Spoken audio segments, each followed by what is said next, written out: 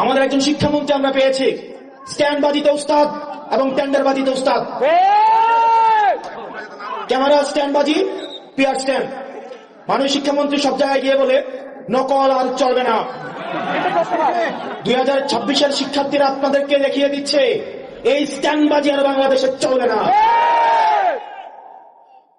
হাঁটু সমান পানিতে, বুক সমান পানিতে 2026 সালের এইচএসসি পরীক্ষার্থীদের আপনি ডুবিয়ে ডুবিয়ে আপনি পরীক্ষা দিতে বাধ্য করেছেন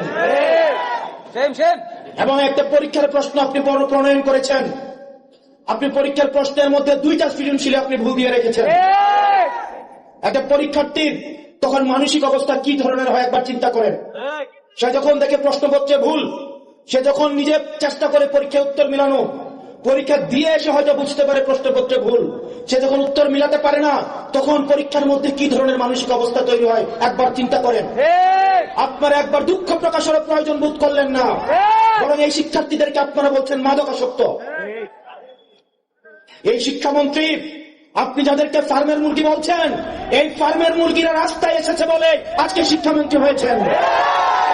এই ফার্মের মুরগিরা রাস্তায় নেমে এসছে বলেই শিলং থেকে এসে সংবিধান বিশেষজ্ঞ হয়েছে।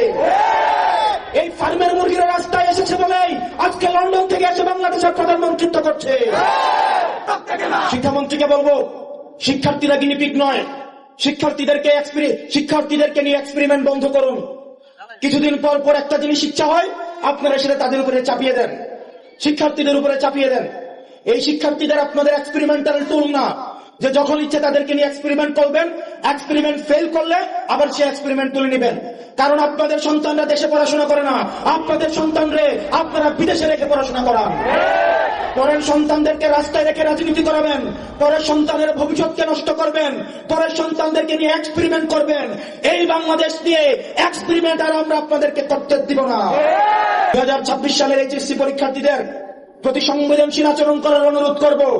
না হয় এই শিক্ষার্থীরা যদি রাস্তায় নেমে দৃঢ় অবস্থান নেয়, আপনার পাটাতন যে শক্ত না, এই অর্ধবেলা আন্দোলনে সেটা বোঝা গিয়েছে। আমরা 24 পরবর্তী বাংলাদেশে এই ধরনের বাংলাদেশ আমরা চাই না। ব্যবসায়ীরা হাহাকারের মধ্যে রয়েছে, ফুটপাতের হকাররা হাহাকারের মধ্যে রয়েছে, রিক্সাওয়ালা ভাইয়েরা হাহাকারের মধ্যে রয়েছে। 200 টাকা ইনকাম করলে 50 টাকা বিএনপি ছাত্রদল যুবদলকে চাঁদা দিতে হয়, স্থানীয় এমপিদেরকে চাঁদা দিতে হয়। এই চাঁদাবাজির বাংলাদেশ আর চলবে না।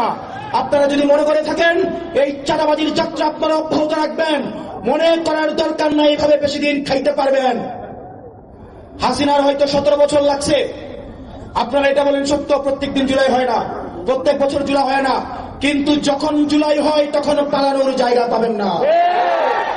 হাসিনার জন্য ইন্ডিয়া ছিল, আপনারা বলেন আপনারা বাংলাদেশপন্থী দল, আপনাদেরকে আমাদেরকে ইন্ডিয়াও নিবে না, পাকিস্তানও নিবে না, আমাদেরকে এই দেশের মধ্যেই থাকতে হবে।